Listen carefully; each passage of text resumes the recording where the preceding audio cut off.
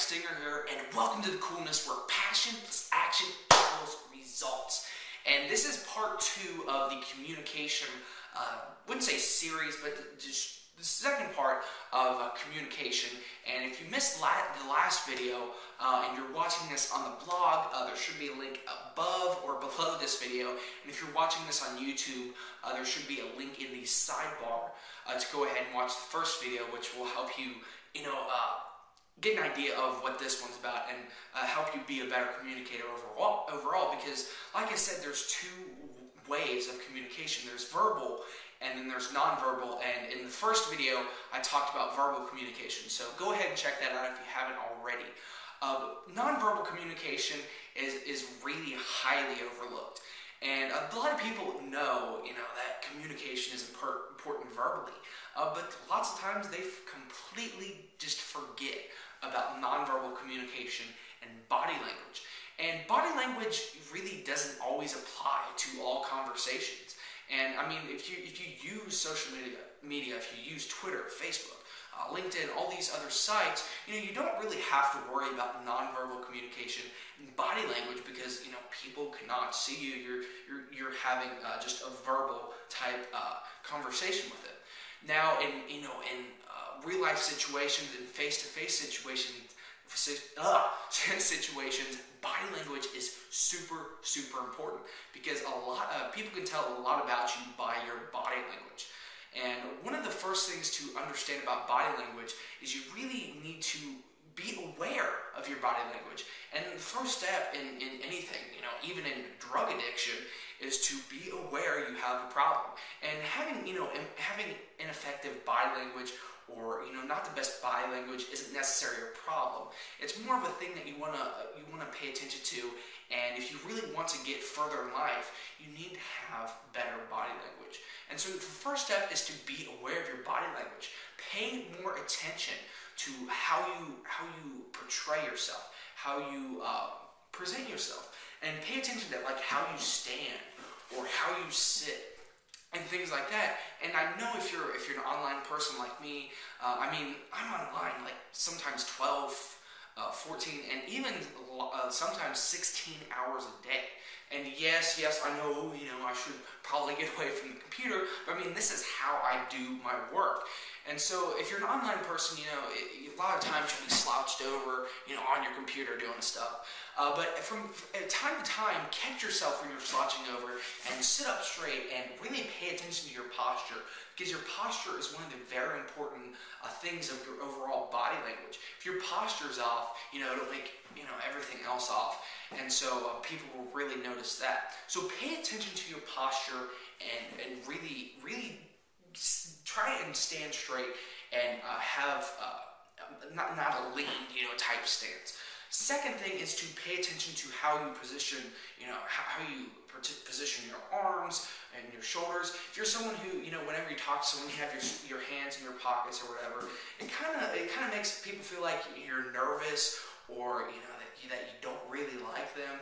Sometimes if you have your hands in your pockets, it kind of makes you look like that. So pay attention to where you put your hands and to how you talk. And I know a lot of people talk with their hands. And if you watch my videos, you see that I talk with my hands a lot. Like literally, it's hard. It's literally hard for me to communicate without using my hands. If someone tied my hands behind my back, sure, I could still communicate, but it'd be really hard without my hands. So pay attention to not just your posture, how you stand, and not how you stand, but your spine and how it is like that. You're not slouched over, but also pay attention to your arms and your shoulders and where you put your hands, because that tells a lot too. The third thing is how you stand, what I really want to talk about that I just mentioned. So pay attention to how you stand. And a lot of us will, sometimes stand up straight, or, sometimes we'll just stand in a relaxed position or something like that. But how you stand actually affects your spine and your shoulders and everything. So if you stand a certain way, your shoulders are going to go to one side, or you're going to be leaned forward a little bit, or whatever. So you got to pay attention to how you stand. Now, I'm not saying stand up straight, you're in military or anything like that. all that stuff. What I'm saying is just pay attention to how you stand and really notice how it affects your shoulders and how it really affects your spine.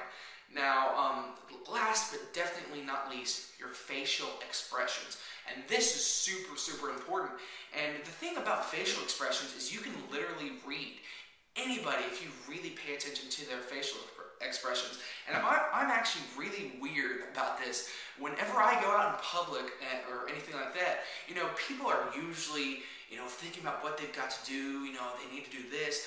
I'm paying attention to how people communicate and really how their body language is and their facial expressions and things like that. And I guess we're all a little bit different. But your facial expressions tell a lot about you. I mean, just a shitload about you.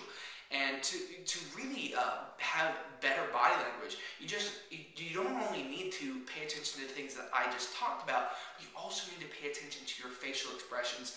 And do you smile? Do you have a frown? Do you usually just have a straight expression? And those things tell a lot.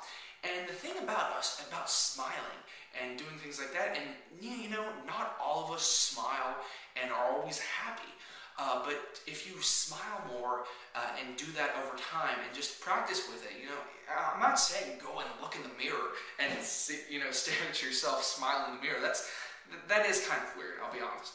But you can do that, which will help you, pay attention to your facial expressions. But just from time to time, smile, because smiles are really attractive, and they're not just attractive, and in a male or a female when they walk in the room, but people will notice. And the thing about facial expressions is that when someone's happy, it literally spreads. And the same thing with when people are upset. If you got some, for example, say you've got two different people coming in a room. First person comes in, just all slouched over, all pissed off. He looks like he's mad, like just wants to beat the hell out of somebody. People are going to react to that in some way. They're going to be more offensive, or they're even going to be a little upset themselves because they can relate to that guy or whatever. Now, if someone else comes walking in the room and they're, they have a confident, state. Oh, wow. Excuse me.